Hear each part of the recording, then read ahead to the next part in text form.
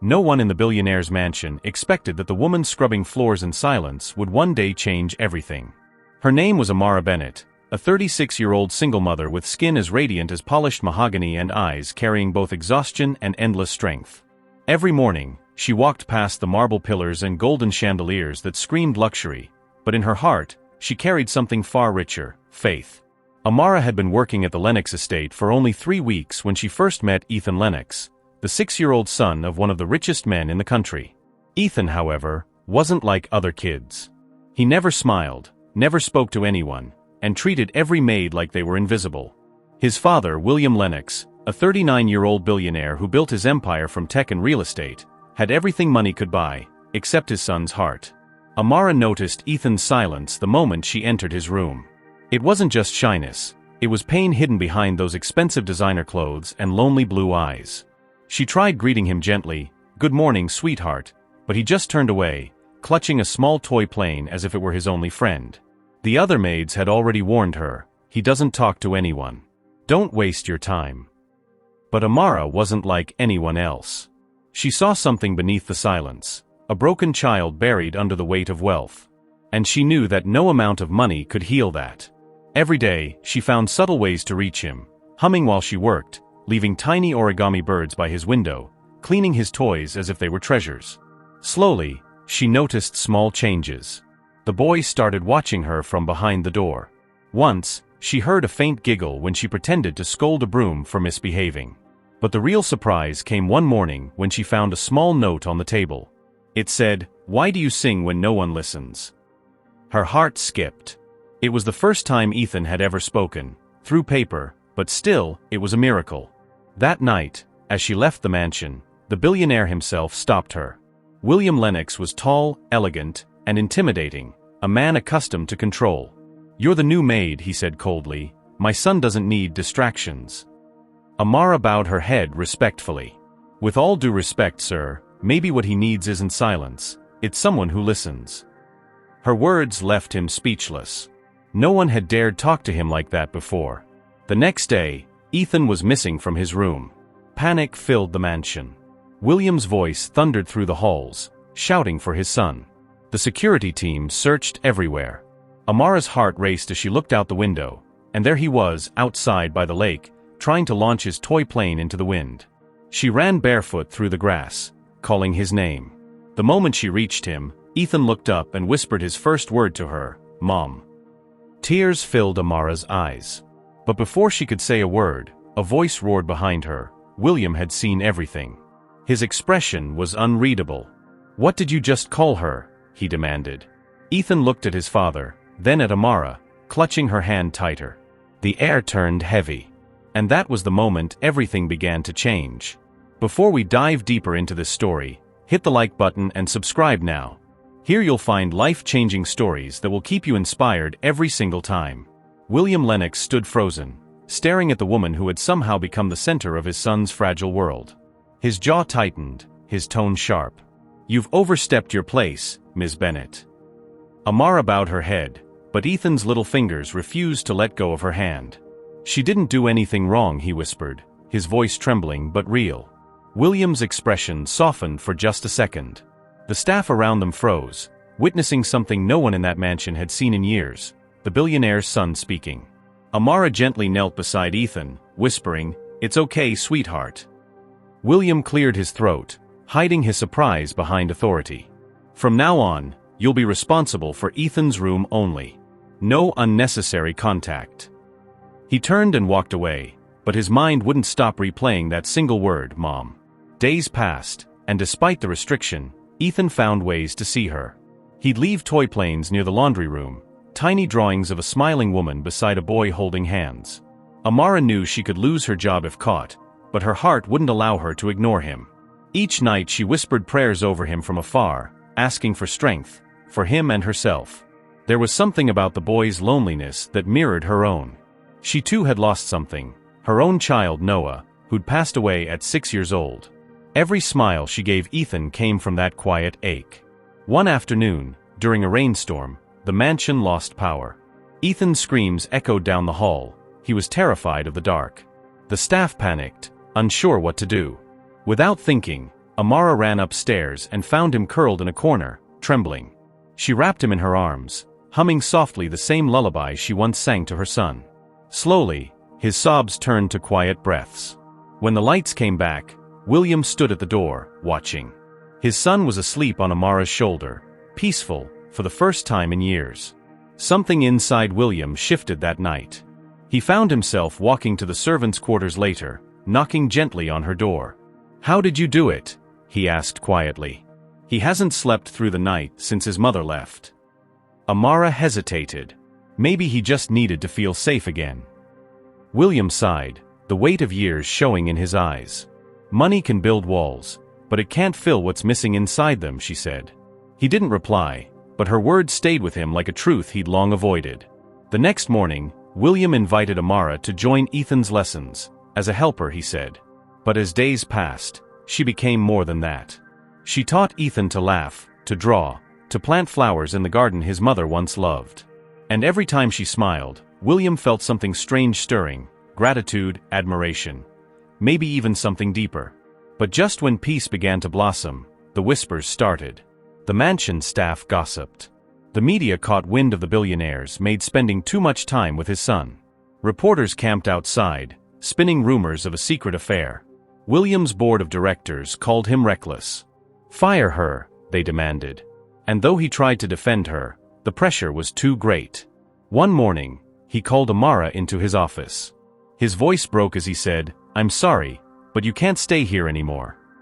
Ethan stood at the doorway, tears streaming down his face. "You promised," he shouted. William froze, realizing the boy had spoken again, not from fear this time, but from love.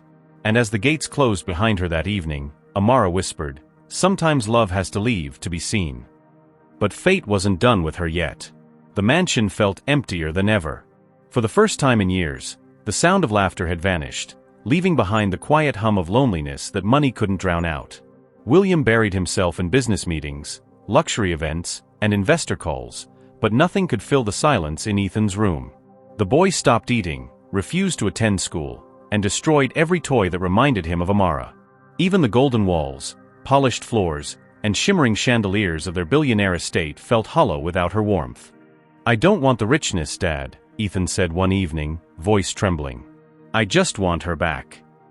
William's heart cracked, realizing he had everything the world could offer, except happiness. Meanwhile, across town, Amara struggled to rebuild her life. She found work cleaning at a small diner and rented a tiny apartment where the city noise replaced the mansion's quiet luxury. Every night she'd glance at the little toy plane Ethan had given her on her last day, his silent goodbye. Though her heart ached, she believed leaving was the right thing. "You can't compete with a billionaire's world," she told herself. But deep down she knew the truth, that her absence had broken a bond that neither of them deserved to lose. Weeks passed. Then, one rainy morning, a black limousine stopped outside her apartment. A man in a tailored suit stepped out, holding an envelope embossed with gold lettering, the Lennox Foundation Gala. Inside was a handwritten note from William, "You changed my son's life. Please come. We need you." Amara hesitated, fearing gossip and humiliation, but something told her to go. That evening, she arrived at the grand ballroom, nervous, wearing a simple navy blue dress that shimmered softly under the chandeliers. The room was filled with millionaires and billionaires, glasses clinking, cameras flashing. People stared as she entered, whispering, the maid had returned. At the center of the stage, William stood ready to give a speech. He looked exhausted yet determined. "Tonight," he began, "we celebrate not wealth, but the power of kindness, something money can never buy." He paused, locking eyes with Amara. Because sometimes, the richest souls wear the simplest shoes. Murmurs filled the room. Then from behind him, Ethan appeared, smiling, holding a bouquet of lilies. The boy ran to Amara, shouting, "Mommy Amara." The crowd gasped, phones lifted, flashes exploded. Amara froze, unsure what to do. William walked over, gently placing his hand on Ethan's shoulder. "He calls you that because you gave him something I never could, love." His voice trembled. "And I was wrong to take you away." He turned to the audience. "This woman saved my son's heart. And in doing so, she saved mine." The ballroom went silent, the world watching as one of the richest men alive stood in front of his former maid, not as her employer, but as a man humbled by grace. Tears streamed down Amara's face. "I was just doing what any mother would," she whispered. William smiled softly. "Maybe that's exactly what we both needed." But before she could reply, a sharp voice cut through the crowd, a woman's voice, cold and furious. Everyone turned as a figure in a diamond gown appeared at the entrance. It was Ethan's biological mother, Vivian Lennox, the woman who'd left years ago. And she had just returned. The ballroom froze. Cameras stopped flashing. Vivian Lennox stood in the doorway, her diamond gown shimmering like armor, her expression sharp as glass. "How touching," she said, her voice dripping with sarcasm. "The maid becomes the hero." Gasps filled the room. William's face turned pale, and Ethan clung tightly to Amara's hand. Vivian had been gone for 3 years, chasing luxury, chasing fame, leaving behind a broken boy and an even emptier home. Yet now, here she was, walking back into the billionaire spotlight as if nothing had happened. "Vivian," William began, his tone tense. "This isn't the time." But she laughed coldly. "Oh, it's the perfect time. Imagine the headlines. The billionaire who fell for his maid." Her words struck like knives. Amara felt hundreds of eyes burning into her, whispers rising like a wave. Her body trembled, but she refused to step back. "I never wanted his money," she said firmly, her voice steady despite the tremor in her chest. "I just wanted to help a little boy smile again." Vivian smirked. "And yet here you are, in a dress you could never afford, pretending to belong." Ethan pulled away from his mother's side. "She does belong," he shouted, his tiny voice echoing through the grand hall. "She's the only one who loves me for me." Vivian froze. For a moment, she saw the fear and strength in her son's eyes, and something cracked inside her perfect facade. William stepped forward. "Enough, Vivian. You left us. You chose money over love, appearances over truth. Don't destroy the one thing that finally made our son happy." The crowd watched, stunned, as the billionaire who once seemed untouchable now spoke with raw emotion. But Vivian wasn't done. "Do you even hear yourself? You're risking your reputation for her. What will your investors say when they see you standing beside a maid?" she hissed. William's answer came without hesitation. "Then maybe it's time they see what real richness looks like." His words hung in the air like thunder. Vivian's eyes glistened with anger, or maybe regret. She turned abruptly and stormed out, leaving a trail of murmurs behind her. For a long moment, no one moved. Then, slowly, applause began. One by one, the wealthy guests stood clapping, not for power, but for humanity. Reporters captured every tearful second, and by morning, the story had spread across the country. Billionaire defends his maid, and teaches the world what love really means. But while the media called it a fairy tale, Amara's heart felt conflicted. She didn't want fame, and she feared what the spotlight would do to Ethan. That night, after the gala ended, she walked quietly to the garden. William followed, his usual confidence softened into sincerity. "You've changed everything, Amara," he said quietly. "You reminded me that wealth isn't measured in what we own, but in what we give." He paused, his voice tender. "I don't know where this story goes next, but I don't want it to end without you." Amara looked up at him, her eyes shining beneath the moonlight. "You don't need to say that, Mr. Lennox," she whispered. "I was never meant to be part of your world." But before she could turn away, he gently held her hand. "Maybe my world was never complete without you in it." Then suddenly, Ethan's voice echoed from the balcony. "Mommy, Amara. Come see."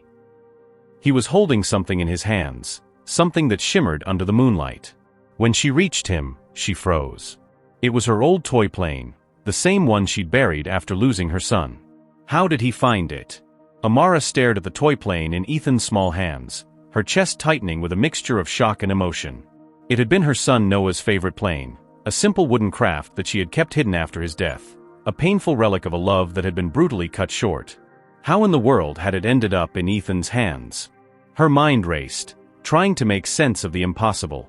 Ethan's blue eyes sparkled with triumph, a grin spreading across his face that melted away every trace of fear or sadness from earlier. "I found it," he whispered proudly. "I think it's magic."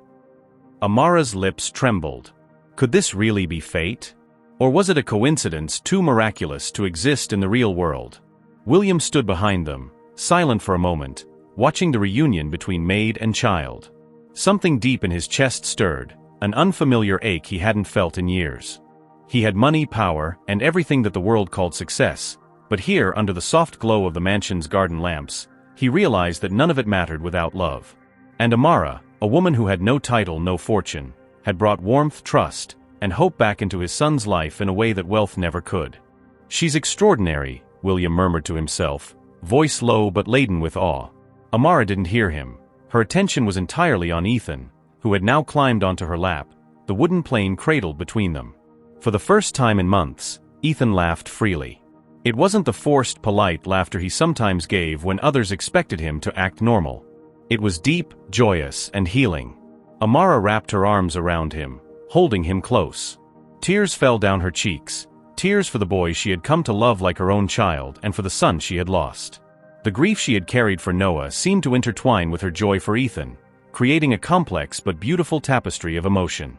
In that moment, she understood. Healing could be found in unexpected places, and love could grow even where pain had once reigned. But the night was far from simple. Just as Amara began to breathe easier, the distant sound of approaching cars broke the silence. A convoy of luxury vehicles arrived, bringing with them the press, reporters, and photographers.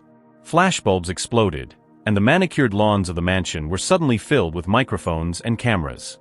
Amara's heart raced. She wasn't prepared for fame. She had never sought it. All she had wanted was to care for a lonely child. Yet here she was, thrust into the spotlight, her every move scrutinized. Ethan, however, looked at her with unwavering trust. "Don't worry, Mommy Amara. They can't hurt us," he said, a child's wisdom piercing through the chaos. William stepped forward, putting himself between her and the crowd. "She doesn't need your approval," he declared loudly, his voice resonating across the garden. "She has given my son what no money could buy, a heart that cares, a love that heals, and courage that inspires. She has done the impossible." The crowd murmured, some impressed, others skeptical. Reporters scribbled furiously, cameras focused, and the world watched. Amara felt the pressure, but William's words anchored her. And then, Ethan clutched her hand tightly, whispering, "I want everyone to know she's my family." That night, after the press left and the mansion regained its quiet luxury, Amara and William sat together on the veranda, watching Ethan play with his toy plane. "You've done what no one else could," William said softly. "You've taught him to trust, to laugh, and to love again." Amara shook her head. "I just listened. I just cared." Yet the weight of her impact was undeniable. William, the billionaire who had once thought he controlled everything with money, finally understood that richness wasn't measured by accounts or assets. It was measured in hearts, connections, and moments like these. Ethan, exhausted from laughter, crawled into Amara's lap, falling asleep with the plane clutched in his hands. She kissed his forehead gently, feeling a peace she hadn't known in years. William watched them silently, a mixture of admiration and newfound humility settling in his chest. And as the moonlight bathed the garden in silver, he realized that this maid, this extraordinary woman, had changed everything. Not through wealth, not through status, but through the rarest of gifts, love. Yet, even as happiness began to bloom, a shadow of uncertainty lingered, because the world outside the mansion wasn't ready to accept what they had created. The next morning, sunlight spilled across the mansion's pristine floors, glinting off gold-plated fixtures and casting a warm glow that felt almost like hope.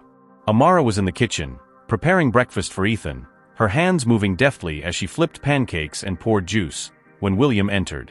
He looked different somehow, softer, yet more resolute, the kind of man who had finally realized that life's real wealth isn't measured in bank accounts but in hearts. "Breakfast smells amazing," he said, leaning casually against the counter, though his eyes betrayed a deeper, unspoken concern. Amara glanced up, smiling faintly. "He likes pancakes," she said, trying to keep her voice calm. "It's the one thing he asked for." William nodded, knowing full well that what she gave Ethan went far beyond food. Ethan bounded into the kitchen, his little feet skimming over the marble tiles as he ran to Amara. "Mommy Amara, look what I drew." He held up a crayon sketch of a mansion, a toy plane soaring in the sky, and a smiling woman at the center. Amara's chest tightened. It wasn't just art, it was a statement of trust, of hope, of happiness he had never expressed before. William watched silently, realizing that no amount of luxury, no amount of riches, could replicate the joy in that sketch. He had power and influence, but Amara had something far rarer. She had the courage to reach a child's heart where money had failed. The tranquility, however, was fragile. As they enjoyed breakfast, the phone rang repeatedly, media inquiries, curiosity seekers, and even government officials wanting to know how a billionaire's maid had captured the world's attention. Amara's hands shook as she answered one of the calls, politely declining interviews and redirecting questions toward Ethan's happiness. William watched her handle the storm with grace, admiration swelling in his chest. It wasn't just her patience or kindness, it was her resilience, the quiet strength that had carried her through a life of struggle, single parenthood, and now, the chaos of global scrutiny. Later that day, William invited Amara to his office, a room lined with books, awards, and a panoramic view of the city. "I know this isn't easy," he began, sitting across from her. "And I know the world doesn't see what I see." Amara looked at him, curiosity and caution in her eyes. I don't want him to be hurt again," she said softly. William leaned forward, his voice steady but intense. "Neither do I. And I've realized something important. You don't belong just to Ethan, you belong in my life too. I know it's unusual, but I can't ignore what you've done for my son. You've given him life, joy, and love. And in the process, you've taught me to see richness differently." Amara's heart raced. She wanted to respond, to explain that she had never come for love or wealth, that she only wanted to nurture a little boy, yet words failed her. William smiled faintly, sensing her hesitation. "I'm not asking for anything yet," he said gently. "I just want you to know that whatever happens, I will do everything in my power to protect you and Ethan. You've earned that much." His sincerity struck her. Money had bought him everything except humility and compassion, both of which Amara had helped him reclaim. That evening, the three of them walked through the mansion gardens, watching Ethan run freely, his laughter echoing against the marble fountains. It was a sound that had been absent for years, a melody more precious than any luxury. As the sun set, casting golden hues over the estate, William turned to Amara once more. "The world may judge, people may talk, but here with him and with you, I've found what it means to be truly rich." Amara nodded, tears glistening in her eyes. She had never imagined that a simple act of kindness could reshape the life of a billionaire, heal a child's heart, and even bring solace to her own. But just as the warmth of happiness embraced them, a sudden knock on the mansion gates made them pause, and from the shadows emerged a figure carrying an envelope sealed with crimson wax. Who could it be? Amara's hands trembled as she took the envelope from the figure at the gates. It was simple, yet elegant, sealed with wax that bore a crest she didn't recognize. Ethan tugged at her hand, curiosity bright in his eyes. "Mommy Amara, what is it?" She smiled softly, kneeling to meet his gaze. "Let's find out together, sweetheart," she whispered. William stood beside them, his hand resting gently on her shoulder, a silent pillar of support. Together, they walked into the mansion's library, a quiet sanctuary where the world outside seemed to pause. Amara broke the seal, pulling out a letter filled with flowing script and heartfelt words. Each sentence was an acknowledgement of her courage, resilience, and the love she had given Ethan, words that no money could ever buy, words that affirmed her worth beyond measure. Ethan leaned against her, feeling the warmth and security only she could provide. "You're the bravest, Mommy Amara," he whispered. "You saved me, and you made Daddy happy."